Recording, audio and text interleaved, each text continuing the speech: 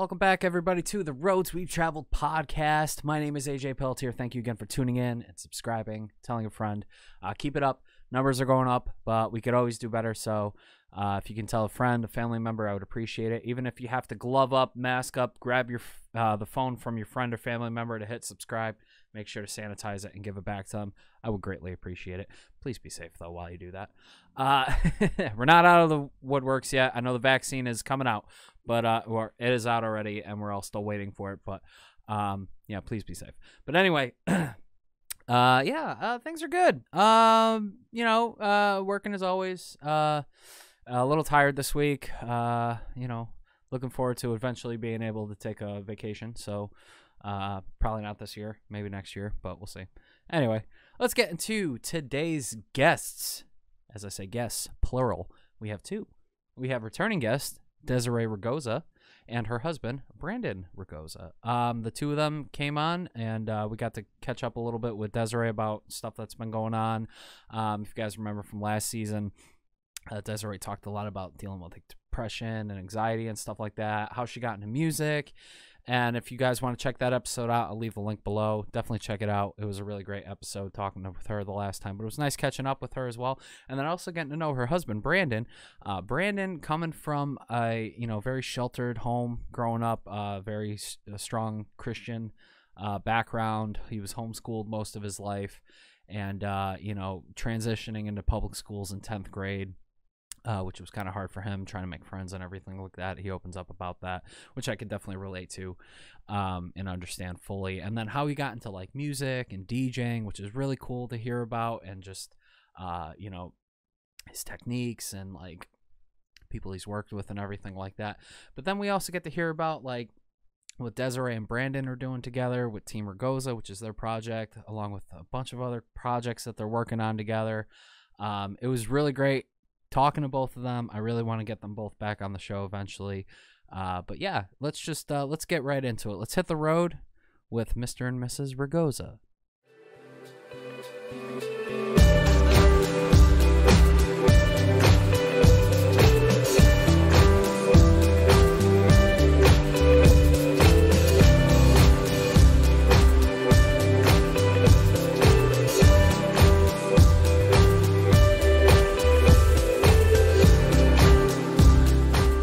What's going on, everybody? Welcome back to the Roads We've Traveled podcast, episode 31. My name is AJ Pelletier, and thank you all again for tuning in, subscribing, telling your friends. Appreciate it.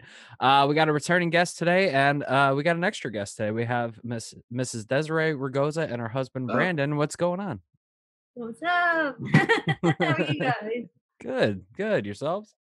Doing good. Can't complain. Yeah. A lot of good things coming up. Awesome. Okay, Isabella, come on. Sorry. My unofficial co-host of my podcast, my cat. So how have you guys been since the last time I talked to you? We've been really good. I mean, despite the whole pandemic and all that, we've been staying busy with our music. I'm in like 4 projects, including our Team Ragoza thing still. So I'm still keeping busy with music. Very cool. Yeah. What, you're supposed to go to Vegas. What happened? With all the COVID stuff and everything shutting down, and that would not have been a good idea. It's kind of a change of plans. Is it still something that might happen down the road now that the vaccine's out? I don't know. We haven't really talked about it a lot because we've just been very focused and driven. We've had a lot of projects going on. There's been a lot of opportunities that have come up right where we're at now. So, we probably won't be doing that anytime soon if we do. Oh, okay. Well, that's cool though. At least you got some more opportunities that came up since the last time. So that's good. Yeah. So Des, we talked a lot the last time, and for listeners out there, if you want to go back and listen to Desiree's interview from last season, I suggest checking it out. It was really cool getting to know her on a personal level and how she grew up and everything like that. But we didn't get a whole lot from Brandon the last time. So why don't we learn a little bit more about Brandon before we get into everything else going on with the both of you? Sound good? All right, sounds good. All right, Brandon, what's going on, man? Just been like Desiree said, we have a lot of projects that we're working on. Mm-hmm.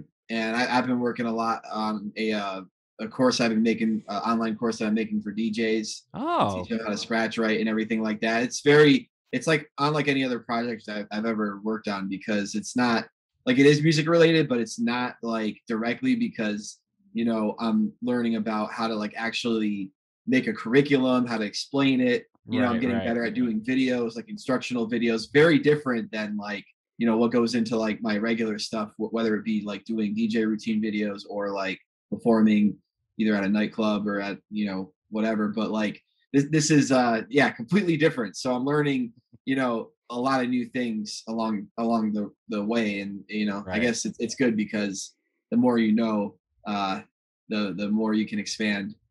Very cool. So for my listeners out there, Brandon is actually a professional DJ, and him and his wife Desiree have been doing a lot of collab work together, and we'll get into that in a little bit. But Brandon, let's learn a little bit more about you. Where did you grow up? I grew up in the middle of nowhere, literally a town called Chesterfield, Massachusetts. Okay. Yeah, like just very a very woods filled area. I grew up just like fishing and hunting and stuff like that. So for me to get into DJing, it was just like, honestly, like I don't even know how it really happened. I mean, it's just one of those things where it's meant to be, when you end up getting into it against all odds. I hear you. Yeah, it's There's just no culture whatsoever for it right, where I right, grew up. right. You never know how sometimes you wind up in the things that you do, but you know what? It's sometimes for the better. You know what I mean? Like I never thought I For would be. sure. I never thought I would be. I always enjoyed being in like entertaining and like making music and stuff like that. But I never knew or thought I would get into like video editing or like making a podcast or, making film and stuff like that, which is another thing that I'm probably going to be working on down the road too. But it's just a whole bunch of stuff that I never thought I would get into and have a Yeah, lot of fun that's what's doing, cool you know? about music, because I feel like these days, like just being a musician or performer, like that's not enough. Like you need to learn how to do a variety of things in order to be creative and come up with different avenues to like create content and create potential income or whatever it may be. Because yeah, like you said, you never saw yourself getting into it, but it's like when music leads you there, because you're trying to expand and stuff like that. And Right. it's cool because people who are into music I feel like are naturally creative, so like they adapt better to learning these things and applying it also in a creative way. Right, right. Oh, I couldn't agree more, man. Hell yeah. Um, so you said you grew up in like a very wooded area, like doing a lot of fishing and hunting and stuff like that. What was your home life like growing up? Oh, well, I mean, honestly, my mom was like really religious when I was growing up, like super strict Christian. So like on top of like being in like, in a very secluded area growing up, like we were kind of sheltered a little bit. Like I could only listen to like Christian music and watch like Christian shows and Right. everything like that. And she homeschooled us for a little while. So like yeah, my like early life was very honestly very sheltered. Um so once again, it's like it's a miracle that I ended up the way that I did. You know, it Right. wasn't all bad. I mean, my mom taught me like good morals and stuff like that and everything, but it was just a very like sheltered way to grow up. Right. Yeah, like a little overprotected and this that. Like I can relate because like my mother, I don't want to say my family was overly religious. Like I was born Catholic, raised Catholic. I don't practice anymore, but my father was in our church choir. We went to church every Sunday. My grandparents donated a lot of money to our church, and I had to go to like Sunday school every day, and it's just like, okay, yeah, I get it. And then like when I started like listening to heavier music, my mom was like, "Oh, that's like devil worshiping music. Like, come on, like you can't listen." I'm like, man, like I'm gonna put on whatever I feel like. You know what I mean? Like I was cranking like Corn and Limp Bizkit and like all that Hey. other stuff. Back in the Yeah, day. Not my mom was not having it. And when it's I got funny. my I had a stash, like a hidden stash of right, CDs, and every now and then my mom would find it and just like throw them all out. The one cool thing I will say about my mom is like she does have an appreciation for all genres of music. So Mhm. like it didn't matter like the genre of it. She just didn't want me listening to anything that was like vulgar or whatever. But Right. luckily, when it comes to metal, there actually is a lot of good Christian metal. So I was listening to Christian metal early on. There was this band called Society's Finest, Okay. and like I just remember it was my babcha actually. She heard it, and of course, older people, they don't understand like those type of vocals and everything. They just think it's immediately like devil worship. She goes, "This could not be Christian. Is this Christian?" And I was like, "Babcha, it says in the Bible to shout unto the Lord," and she didn't know what to say to that. I remember one time, I think we were down in Clinton on a because my mother's friend had like a cottage that we would like kind of stay at like every summer, and we were at the outlets down there, and we're in some music store, and I was picking up a Dave Matthews CD, like because I don't mind Dave Matthews or whatever, and my mother was like, "Oh, I don't know about that." I'm like, have you even listened to Dave Matthews? Like, it's like nowhere near anything close to what I would normally listen to. Like, That's funny. and then like she had to like preview it and everything. She was like, okay, it seems okay. I'll let you get it. I'm like, what the fuck? Like, you know what I mean? That's funny. It reminds me of the time my mom actually broke one of my 311 CDs. Oh no. It's like, come on.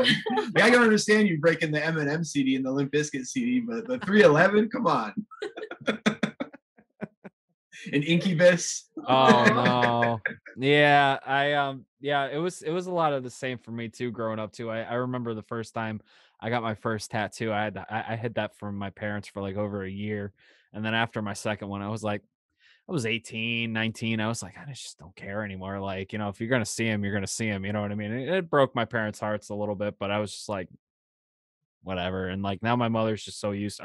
My father said I look like a fucking road map. I think around like 21 or whatever. I was like, whatever, man. Like Yeah, I think I got my first tattoo like maybe like I think I want to say 21, 22, something like that, maybe.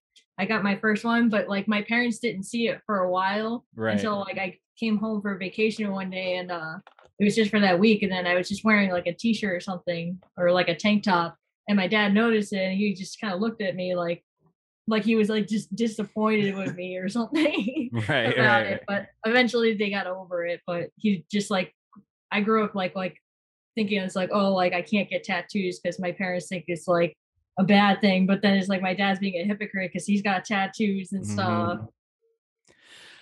Yeah, I mean, like you gotta let kids, grow up a little bit, and make their own choices. I mean, like if I was to ever have kids someday, I'd probably tell them to hold off until they're 18 because I'm not dragging them at 16 to get a tattoo that I know they're gonna regret. You know what I mean?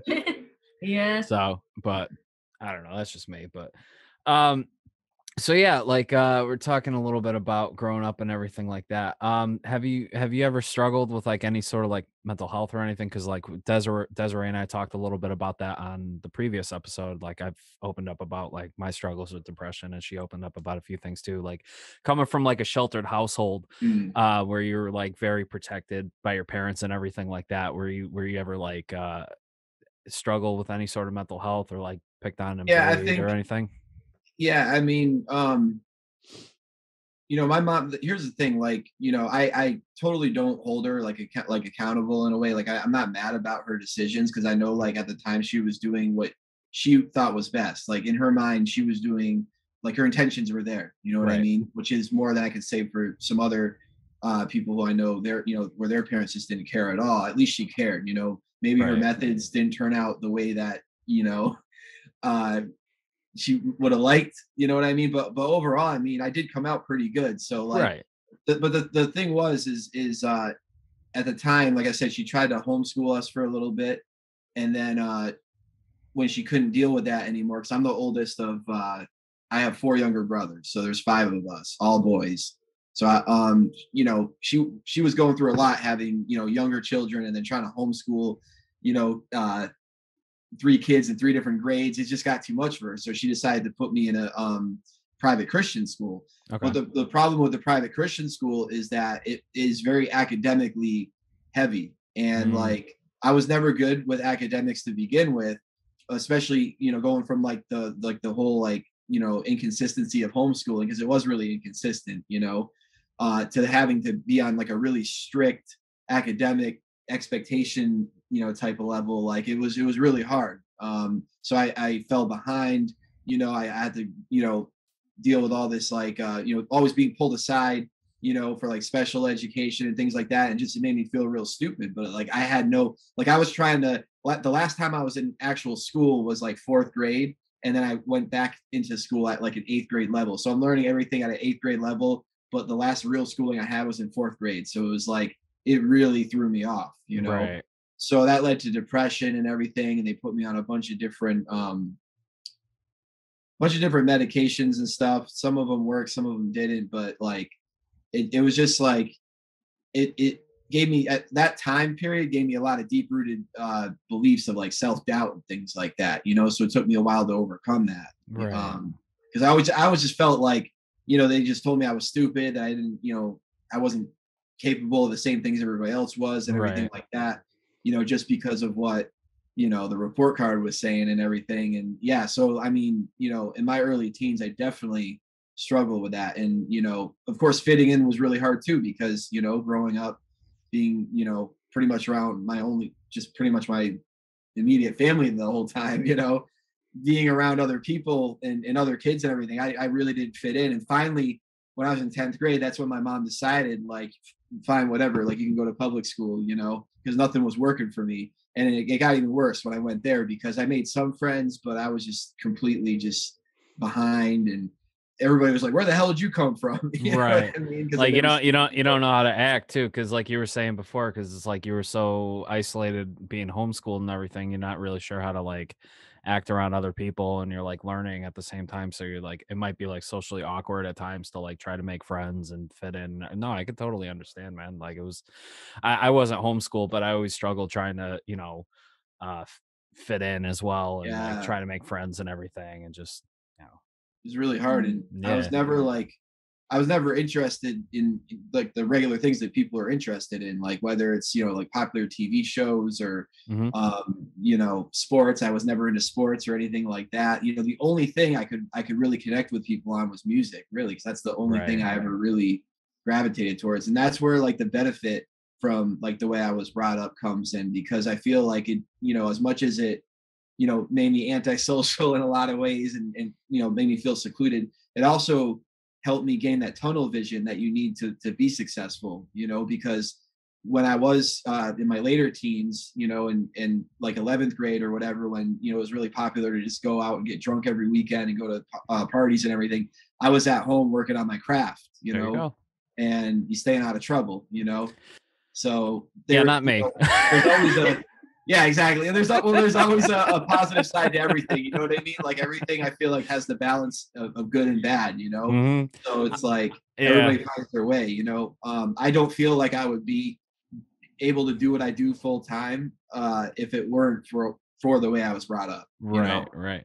I So there, I I definitely think I spent way too much time in like my late teens into my early 20s partying way too much, because I just didn't want to like deal with any of my problems at the time. I just wanted to like go out and just drink and party, and just like, I was a bad kid. Like my mother, like if my mother listens to this, if she figures out how to listen to my podcast, because she does not understand technology at all, but if she ever does, um I'm just gonna apologize right now. Like I was a bad kid. I did a lot of stuff behind my family's back, but like I was getting into bars at like 17, 18, because I had this face back then.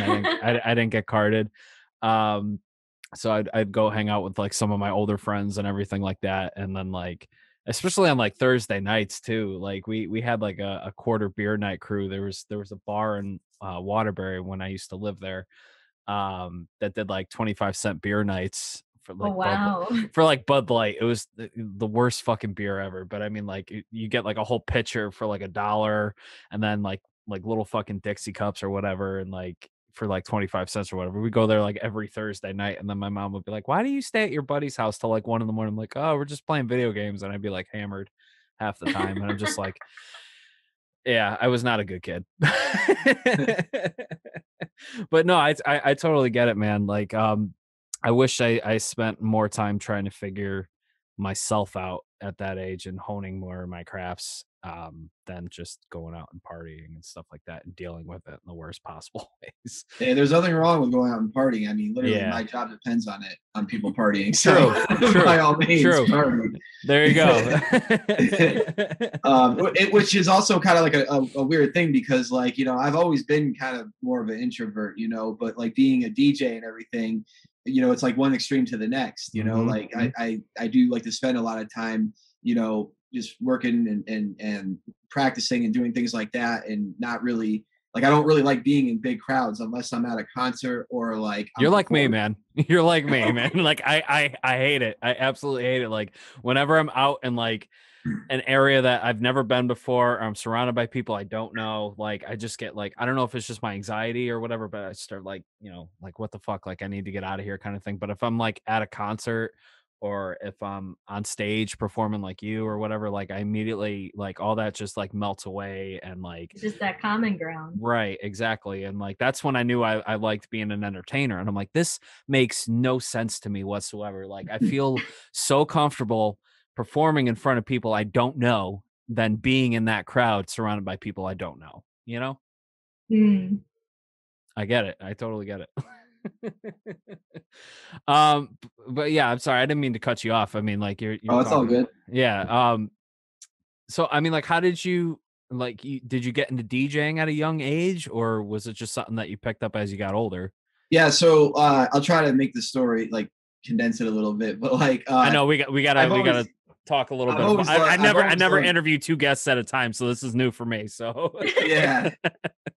So so I grew up, like I said, I always like, you know, loved music and everything. right. And there was a station that was, it's still around now, but it was around back then in the 90s, 1041 in Connecticut. And at the time in the late 90s, when I was like just a kid, like I was like 10 years old, there was like this thing going on where like rave music, like big beat, was kind of crossing over with rock, like with stuff like the Beastie Boys and Crystal Method and Fatboy Slim and things like that. So they had like this mix show on Saturday nights. It was called the Electro Circus, and I just remember like always listening to that station. But then one night, like I was listening to it on a Saturday night. Of course, you know, I had to have my headphones on because nobody could know I was listening to it. Right. It was like secular radio or whatever.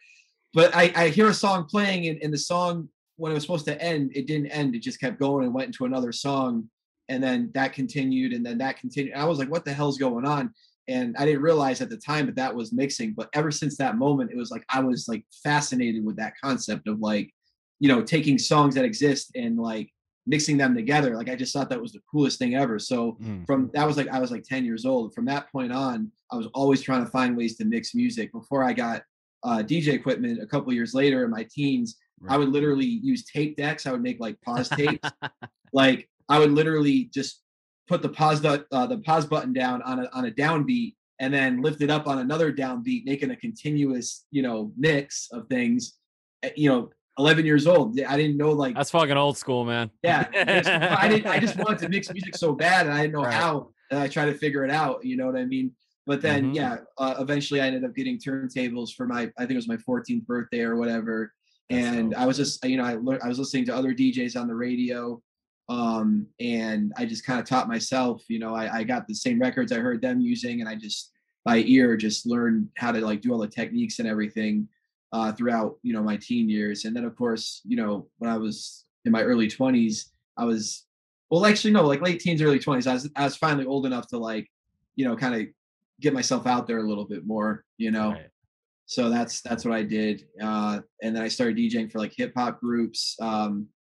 When I was like 19, that's actually what I was doing. I was DJing for hip hop groups, and that allowed me to get into venues even though I wasn't 21 yet. So that's kind of how I started, was like, you know, DJing for artists. But then the managers would see me DJ like between sets or whatever. They'd be like, "Oh, you know how to rock a crowd? That's cool." So I would get my own nights from that, and then that's kind of how it all started. Very cool. So, very cool, man.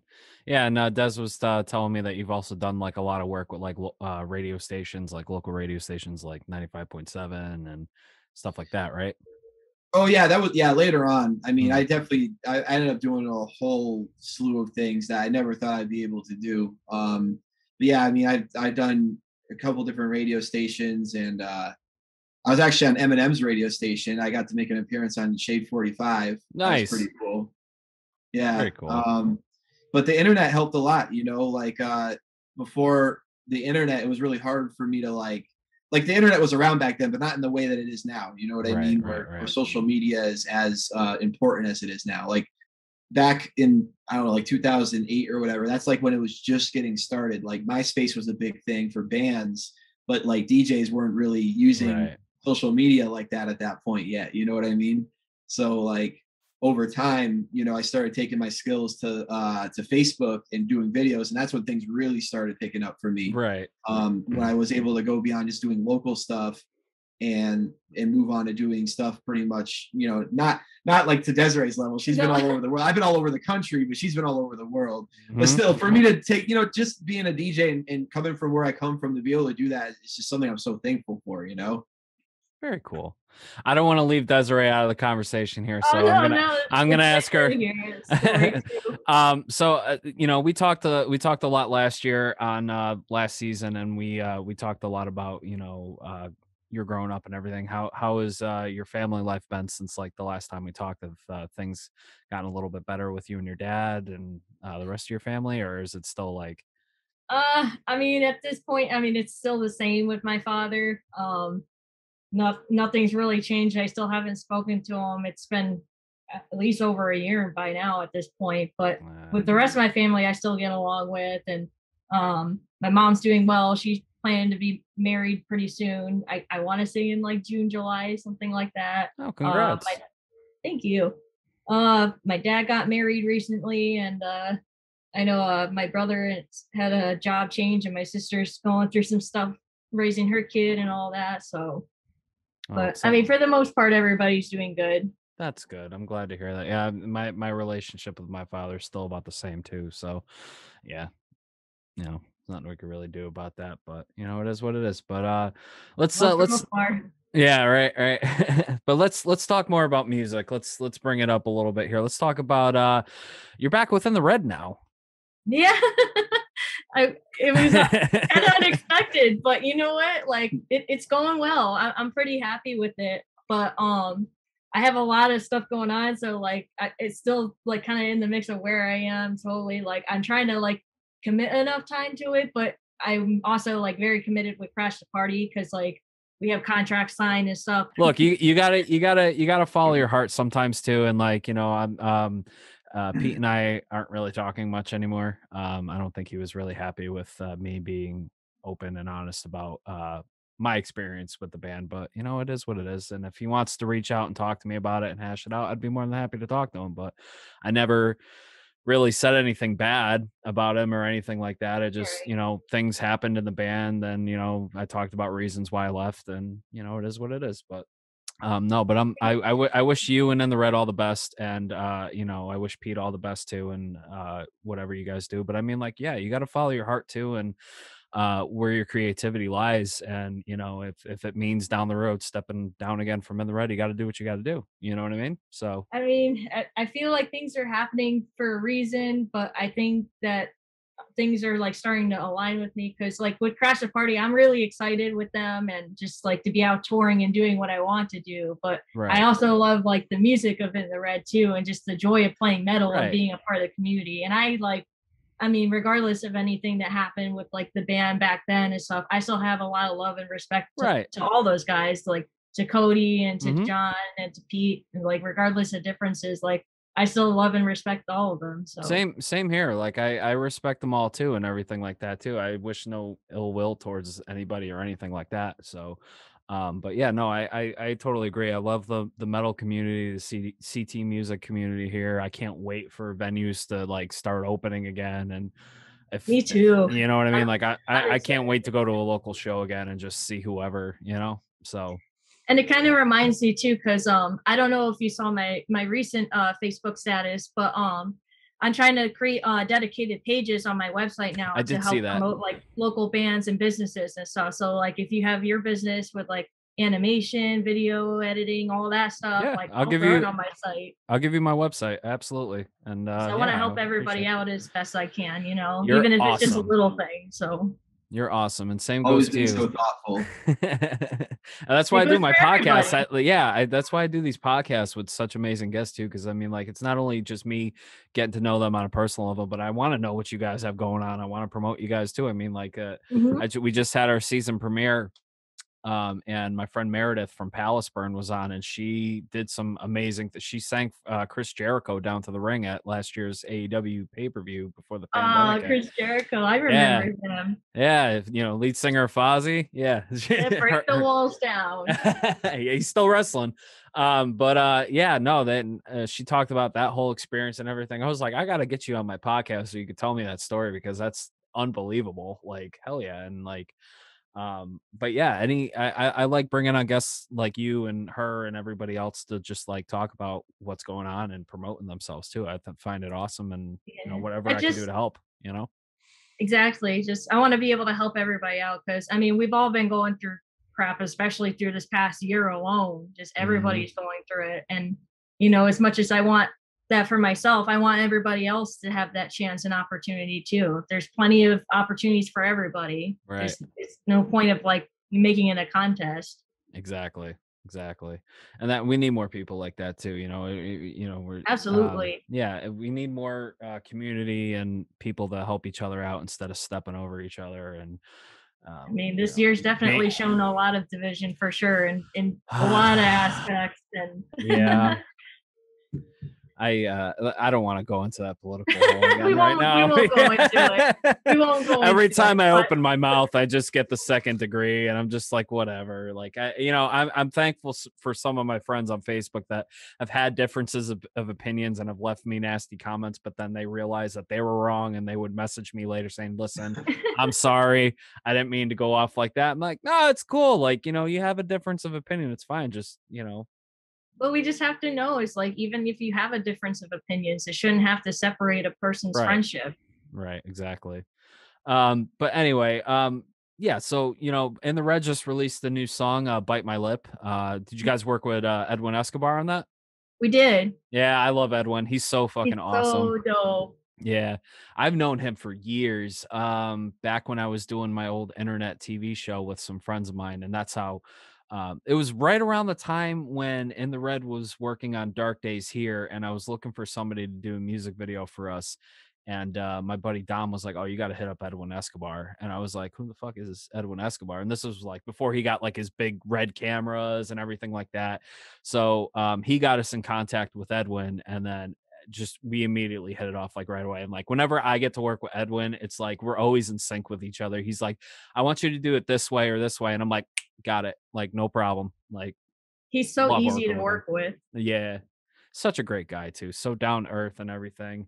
He's very um creative, and I feel like he just like really gets it, and he that knows what he's doing. Exactly, and like I've taken what he's done, and like I'm trying to learn, trying to apply that myself too, because like I want to get into more like short film work and everything. Like I'm looking into better equipment and stuff, especially for like because I was recording a lot of live performances before the pandemic hit and everything, like helping bands out, like recording their live stuff and like syncing it to like lyric videos and stuff like that. But I want to do like more like what Edwin does and make like my own music videos or my own short films and stuff.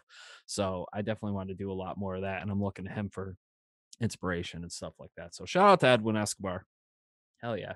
Yay. But yeah, you guys just dropped that video. It came out really dope. Very cool. And you also got a new track out, Artificial. Yeah, I'm so excited about that one. So tell me more about that one. How did that go? How did the writing and recording process go for that? So for that one, I've actually held on to it for a while, at least since I want to say 2016, 17. I actually wrote it, but I've had it on the back burner for so long. But basically, the song was actually written about my dad. Um, Basically, like, putting me out there on the spot to like make me feel like I'm like this child prodigy and stuff, and having me do things that like maybe I was pressured into or didn't understand at the time because he's my father. I had to trust him, but at the same time, it's like I had like my own ideas and opinions, and it's just like a whole like story. But I'm really proud of that one. And I originally had that song like with my own vocal on it, but I had this friend, shout out to her, Queen Chameleon. She's, I think, based in New York, but I had her do the vocals for me because I just wanted more of like a powerful feeling and really emphasize like what I'm feeling. And I thought she was perfect for it. And then for the drums, I had our drummer from Crash the Party, Danny Roman. He did the drums for me, and I just did everything else at home. I did the guitar parts, I did my own bass parts, and all the other little samples I put in there too for like orchestral, just to really like kind of make it like a powerful piece. Very cool. Very cool. Yeah, it sounds great. I was like, whoa, this is like, I'm used to, you playing like in the red stuff and like a few other things that you put out, and then hearing this, I'm like, wow, this is really different. I'm kind of digging it. You know what I mean? And then Thank you. yeah, of course. It's definitely a branch like away from my last album. I mean, my last Right. one came out like over 10 years ago now at this point. So I was dying to put new music out for sure. Oh, it's awesome. I'm happy for you. And then like you said, you've got all these other projects going on. We'll get into Team Ragoza in just a minute, but I mean, like, what else are you working on? Like, you got all these other projects. Tell me more about it. Well, I've been learning mixing and mastering now, so I'm trying to apply it to my own album. I'm trying to put the whole thing together on my own, just like with that song I just released, Artificial. I'm just doing everything just by myself and taking advice and clips and on YouTube to learn, just like any advice anybody could give me, and just applying it to my own stuff and just see how far I can go with it. And then I had somebody working on like anime, like an anime style cartoon for like album artwork. Oh, I see how it is. You don't want to hit me up? I get it. It's all good. No, I'm just I got busting you your for chops. other stuff. I have a lot of stuff in mind. I do. Because I had the idea that I want to. Well, he's doing one for me and Brandon for Team Ragoza. I kind of Cool. want to see how it's gonna go, and then I have one for me. But what I want to do is like just maybe put one of them like on a CD cover, and maybe like have your artwork maybe on the back of the cover with the track. I'm open to whatever. Like right now I've got I just hit up my buddy Chris who was on last season. He's a big like management type of video editor for this company in New Jersey, and I just hit him up saying like I'm looking to bone up my portfolio a lot more because I'm trying to get back out there again and find like a better job and get out of manufacturing, and I just need to bone up my portfolio a little bit. So I was like, do you think maybe like if you have any extra side work, you could let me know, or maybe like mentor me a little bit? He was like, I'm putting you on my freelance thing in my company, like anything we have coming up, I'll send it your way. I'm like, oh dude, awesome, can't wait. And then I got another guy who's a graphic designer. I was just hitting him up too. I was like, if you got any projects you want me to work on, just like let me know. Cause like I gotta do something, man. Like I just can't, like I the last 3 weeks for me at my main job has just been torture, like just absolute torture. And I'm like, I am so miserable working here. It's paying my bills, but I need to get the fuck out of here. Like it's You got to do what you're passionate about. yeah. And I like you guys, like I'm more passionate about when it comes to being creative, and I'm not being creative at all with working 40-50 hours a week doing stuff that I don't like doing, And honestly, for a personal experience now, just dealing with it from like just this year alone, like it was scary for me at first to leave my full-time job because I used to work at TTM and all that, for inspecting circuit boards and shit. But it got exhausting. Like it was paying my bills, and at the same time, like people at the workplace were stressing me out, and it just, I mean, this whole other thing that was going on with my relationship at the time. But I won't go deep into that. right. But yeah, just it was scary for me to leave, but at the same time it's like I couldn't take it anymore. It was too torturous, and Brandon was a huge support for me, just encouraging me to like get through to do my music more and just really focus on it. And like it took like maybe like 2 weeks for me to finally say, look, I got other plans, I gotta put my notice in. I look at it like this, like honestly, I'm not just saying it because she's my wife, but Desiree's literally like, she's the most talented person I've ever met, like both ability wise and creative wise. Like she can play very technically, but she can also think very creatively, and she just has so much ability. And I feel like if I was able to make a full-time living doing what I do, you know what I mean, there's no reason why she can't do it, because she's just incredible, you know what I mean. It's just about like I don't know, it's like sometimes you have to be willing to go through some tough times. Like, you know, I knew I wanted to DJ full time, and it was hard. Like, I've been through like evictions, I've had like, you know, car repossessed, I've been through it all when it comes to it. You know what I mean? And I could have went back to, you know, doing what I was doing before. I was DJing full time. I was doing construction, you know. I could have went back to that, but I refused that. I was like, you know, I'm just gonna deal with this and ride it out. And like when you do it, like, you know, even if you don't like make it like huge, you know, it's like an international level, like, you know, you can bit by bit, you start to figure out how to make things work out, you know, Right. and, oh, I can make money doing this, I can make money doing that. Because you start to apply that same creativity that you put into your music and you put into your marketing also into like how you make money, you know, because that's a creative process too. Oh, okay, how can I use what I do to, you know, set up another source of income, you know? So, you know, someone as amazing as her, she has so many abilities. Like she said, she's just learning mixing and mastering. She's already getting really, really good at it. And that's something that she could easily make money doing. You know what I mean? That's just one thing. You know, she's getting good at like designing her own graphics and everything as well. Like the artwork for her last single that she put out, it looks real dope. It looks I so saw cool, it. Yeah, it looks really you know? good. And it's just, you know, there's no way someone like her should have to like work for somebody else. It's just too much talent. Too much talent. No, and I fully agree. Like, for me personally, if I figured out this is what I wanted to do like 10 years ago, I probably would have been a little bit more okay with leaving a full-time job, because at least I would have been able to fall back and like crash at my mom's house until I was able to stay on my feet. But right now I'm 34, you know, like I don't really have a place I could fall back on at all. So I have to Right. keep Yeah, it's working tough. until, you know what I mean? So like I don't want to be living in my car, you know?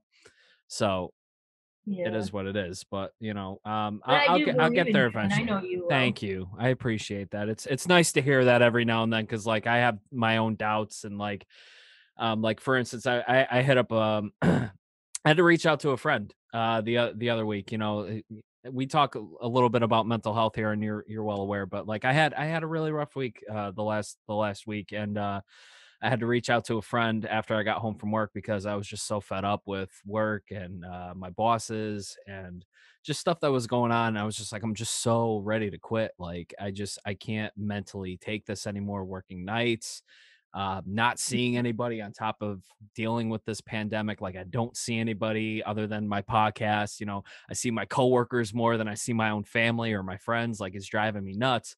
Yeah. And you know what I mean? And I reached out to my buddy Josh, and I was just like, I know you're up this late because you never sleep like me, you know? So I was like, I need to talk to somebody. Are you awake? He was like, yeah, dude, what's up? And I just vented to him, and he was like, bro, like, you got this. You just got to keep going, man. You know, I'm here for you. You need anything, just let me know. And then he was just giving me good advice. And I was like, all right, I feel better. Thanks, man. Thanks for bringing me back to ground level again. Like I was just, you know, you need that every now and then. So Well, you definitely have our support. thank you. I appreciate that. Of And you got course. mine too. So if you ever need anything, let me know. But let's get back to Team Ragoza. So we were talking about that on your last episode, that you guys were working on some stuff, and you know, as a probably my other favorite power couple here next to Scotty and Jeannie, you know, you guys are right up there. What's going on with Team Ragoza right now? We just had like a local show recently in Ashford. It was like like our first show of the year on it was like a small thing, but we did that and the people loved it. So we were just gonna put some videos together, more content. We've been working on mashups, getting some photo shoots together, and I see, yeah. I see the photos of you guys like back to back. I was like, that's cute. I like that. Like we did another photo shoot about a week ago, and those pictures actually are my favorite so far. I can't wait till those are ready. Yeah. Yeah, it came out really good. Yeah, but we kind of have that as like part. I don't want to say like a gimmick or whatever, but that's kind of like part of our image, like the adorable couple that's but badass on the works on the guitar. it works, you know. Like a lot of people like look at it first like, oh, look at this cute couple, holy shit, look at them shred on stage, holy fuck. Yeah. It's a lot of fun, and you know, yeah, we haven't really got to do a lot of shows yet just because of the pandemic and everything, but we look forward to you know, spending this year just putting out more content and everything. and hopefully we can start booking a lot more stuff in 2022, because this year there's already a lot of stuff going on for us. Like I got a lot of weddings that I'm DJing for. There's a lot of Crash the Party gigs, but actually I'm going to be DJing with Crash the Party now as well. So that, Very cool. that'll be pretty cool. But yeah, so while we're not doing those things, we're gonna work on putting out more videos, more mixes, and things like that. But yeah, the shows that we have done, as small as they are, they're very important, I think, because it helps us kind of test out our concept, because our concept is very, there's nobody that's really done it in that way before. We've seen drummers with DJs, but we haven't really, we've seen like electric guitar with electronic music and stuff like that, but not in the way that we do it. So it's definitely nice to be able to test out like what we're doing on small crowds, because like both times we've only done 2 shows really like out. Yeah. And both times, it's obviously during the pandemic, so the crowds were really, really small. We're talking like 10 people, 10 to 30 people. Yeah. But everybody loved it, and everybody stayed consistently glued to what was going on the whole time. And I feel like that's a good sign, because it's harder, I feel like, to keep attention with a small crowd and keep that energy up than a big crowd sometimes.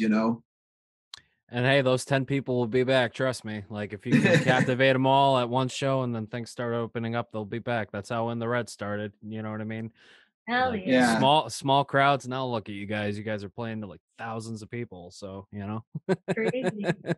Yeah. We have a car show coming up that we're doing, which that will probably be the biggest crowd we do that's right. Team Ragoza in front of so far. But it's cool because we're both used to like playing in front of big crowds anyway. I mean, she's done it a lot more than I have, but I've definitely, played concerts and stuff myself. So it's like we're both used to it. You know what I mean? So it's kind of fun, like starting this project together, because it almost feels like we have like a jumpstart advantage in a way, because we don't have to spend the years and years of like practicing to get good at what we do, or we both have a following. So it's kind of like just perfecting the concept, and then boom, we're ready to put it out there. There you go. That's what you got to do, and then spending this whole year honing your craft and learning more and getting better. Like I've said on previous episodes with other musicians, like anyone that's been in lockdown, like who's an artist or whatever, should be writing and producing and getting stuff together, because like we were talking about, once the floodgates open and venues start opening, like it's just going to be like, okay, there's like 50 different shows going on right now. Which one am I going to? I don't know. You know what I mean? Like there's just going to be so much going on, and I can't wait for it. But yeah, me too. I think we're all excited. Yeah. Couple more months. I'm just excited to be active again, Yeah. Same here. For like almost like 10 years straight, I've been DJing every weekend, and to like not do that anymore, it's just so weird, bizarre. Right? Yeah. And now weird. It's even more bizarre, because it's like now I'm used to not going out on the weekends, and so it's bizarre that I'm used to.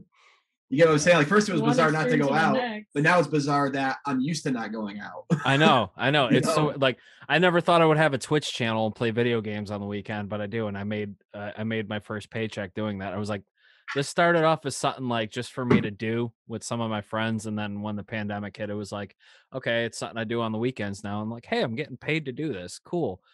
I don't know if I'm gonna keep religiously doing it every weekend once things start opening, because I want to get the fuck out of my apartment and do stuff. You know what I mean? Yeah, I don't blame you. But yeah, no, I hear you, man. But hey, you could probably even just do your podcast outside at other places and stuff too. I would love to have, besides like Zoom, which is so much more convenient, for my podcast and everything. I want to have at least like a one-on-one conversation with a person again. You know what I mean? And just make my editing that much more simpler, and just have 1 or 2 cameras, and then that's it. Instead of just me having to hit record on Zoom. I'm not going to get into all the technical aspects of it, but it definitely takes me like 4 or 5 hours to finish the video part of the podcast. So. I believe it. I enjoy it though. I say all the time, like, oh, it's so stressful, this, that, and the other. But like, if it wasn't fun, I wouldn't be doing it. So I don't know. But anyway, yeah. So I mean, like, was there anything else with Team Ragoza, like, that you guys have going on? Are you writing anything else, or is it just getting ready for when things start opening? Yeah, I mean, I think we're going to be consistently putting out videos and stuff like that. It's a fun concept because like she got into doing mashups last year, Right. and it's really cool to see that because I've been doing that stuff pretty much my whole life from when I was early teen. But to see her take on it is so refreshing for me because she's so good at it, like right away. Of course, it makes sense. She has that musician's ear, but like it makes me excited to like put out more content because definitely having her input on on what I've been doing this whole time, it really just brings things to the next level. So I think we're going to be putting out a lot more videos. We have so many routines that we don't even have like recorded yet. So videos, and then also like mixes and stuff like that too, because it's cool. There's like two parts to our performance because there's the live part that we do, but behind the live part is all the creative uh you know the creative ideas of how we put everything together. Right. And I'd say it's like literally 50-50. It's so much fun because either she'll come up with like a cool acapella to use, or or a cool like backing track to use or whatever, but like we both come up with ideas and they seem to like just always complement each other so well. Very cool. So yeah, there's gonna be a lot of stuff coming out, but yeah, we're gonna be doing a couple shows this year, but probably more shows next year. So this year is gonna be just releasing content. There you go. Are you guys going to be getting the vaccine when it's available at the end of May? Yeah, we have mixed feelings still. My thing is like I don't take vaccines. I never have, and I don't ever get sick. I haven't had like a flu or even like a severe cold since like I don't know 2008 or something like that. And when it comes to my own health, it's like I believe if it ain't broke, don't fix it. Like I never, like I said, I never took like when the swine flu was around and everybody was worried about all these other the flu shot every year, and I never once did it, and never once do I get sick. But yeah, I know people who do get vaccinated, and then they do get sick. So if other people want to take it, hey, you know what? That's on them. I don't have anything against people who want to take it, but for me, it's a no. I'm not going to take it.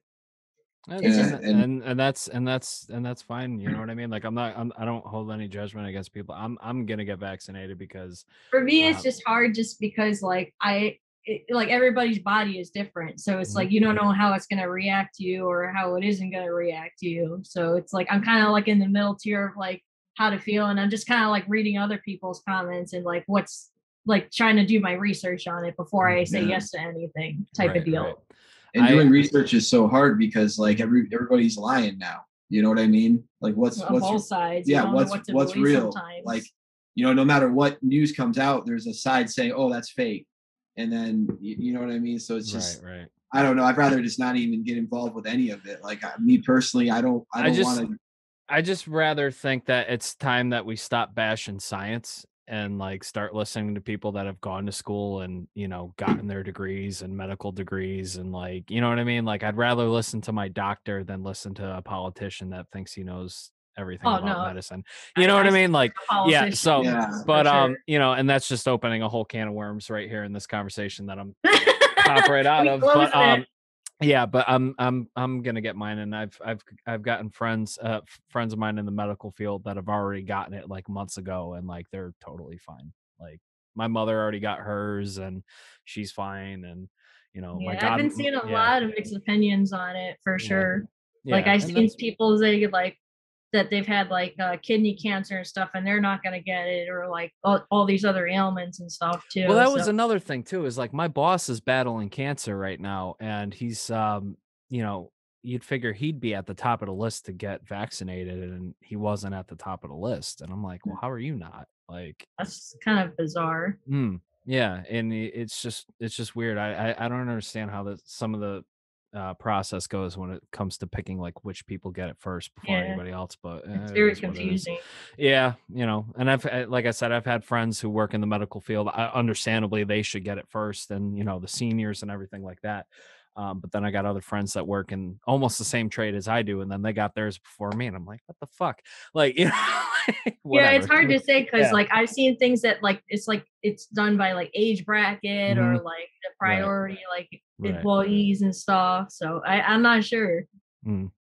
I mean, like I said, I just don't want to get like my family sick or anything like that, and Right. I want to see my friends and family again and not have to worry about that kind of thing. So I've pretty much made up my mind. I'm just gonna get it when it's available, you know. And if something happens 10 years from now, I lived a good life. It is what it is. So, whatever. But Yeah, I- I've been vaccinated plenty in my life and I've made it this far. I think I'll be okay, you know? So, yeah. I feel like even if I did like decide on getting it, I feel like I'd be fine too. mhm. But I just want to like see what like how everybody else is like taking it and like kind of like do more research before I officially jump into Right, it when it's available for me. right. Yeah, like the Johnson and Johnson one that just came out, that one shot one. I think my godmother just got that one. So I mean, like I know that one's less effective, they were saying, than the other two that are already out, but I don't know. I don't know, I don't know. Anyway, yeah, let's get off that subject. But yeah, so why don't we just wow, we're already at an hour already. Holy crap. Um It went so fast. I know. These kind I lose track of time half the time when I'm doing these podcasts, and I just look and I'm like, oh my god, like it's already over an hour, and like this, that, and the other, which is fine. Was there anything else you guys wanted to like talk about before we like wind it down with plugs and everything, or? I mean, not that I can think of really. I mean, we have a lot going on with Crash the Party for this year. I'm hoping, like, I'm being optimistic about shows and stuff, Right. you know. I was gonna ask, how did that start? Like, I it totally slipped my mind because we're all over the place with music and everything. So, Crash, tell me more about Crash the Party. So, actually, like, I started working with Carlos, he's the lead singer. But I started working with him a while back. I met him through a different audition I did a long time ago. I was being auditioned for the band Pulse, and I met him through that band.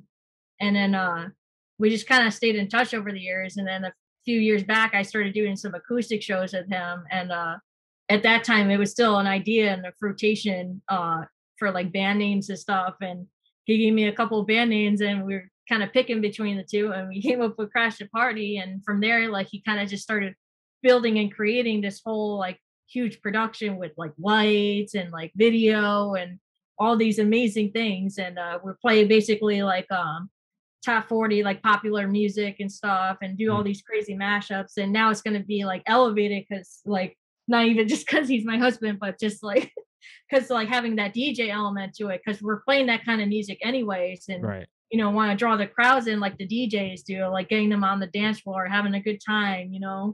So it's a really cool concept. But I'm feeling pretty optimistic. From what I hear, like there's going to be a lot of shows booked up for like the rest of this year starting May, and I'm feeling pretty good about it.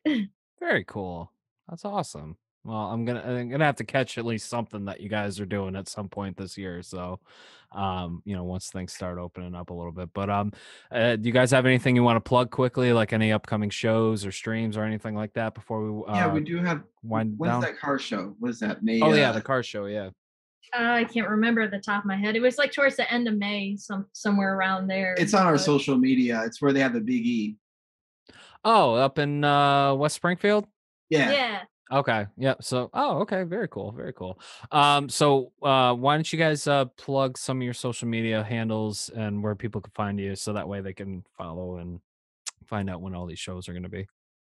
You can find us on all the social media platforms like Instagram and Facebook. We have a YouTube page as well. Just type in Team Ragoza. You'll find us on there. Also, DesireeRegoza.com, DJRegoza.com, and very soon, TeamRagoza.com. Very cool. It's kind of cool. We have like these 3 brands between the 2 of us, but we care about all of them. There you go. Is there anything else, or was that it? I think that covers it all. One Right. more. We do have our friend Nicole Nell. She's managing us too for Team Ragoza. Her company, Visual Sound Productions. Yes. Very cool. So definitely check out all those and show some love for my friends over here from Team Ragoza. I'm gonna give some plugs myself, and then we'll end the show and then talk a little bit off air and just go from there. Sound good? Sounds good. All right. I want to thank everybody for watching and listening. If you are watching on YouTube, hello, how are you? If you would do me a favor and hit that like button, hit that subscribe button, and hit that bell icon to get notified every time we drop a new video, I'd appreciate it. If you're listening on audio, leave a review. I will definitely read it on the air. If you leave it on Apple or Google Podcasts, we're available on all major podcast networks. So make sure to subscribe and tell a friend. We're available at Facebook at facebook.com/Roads We've Traveled Podcast. We're also available on Instagram and Twitter at RWT Pod. You can email the show at roadswe'vetraveledpodcast@gmail.com. And if you want to support the show, I would love it if you did, because I spend a lot of money making this show happen, and it ain't cheap. But if you do enjoy the content and you want to become a Patreon member, head over to patreon.com/roadswe'vetraveled. We also got merch available on TeePublic, so check it out, link below.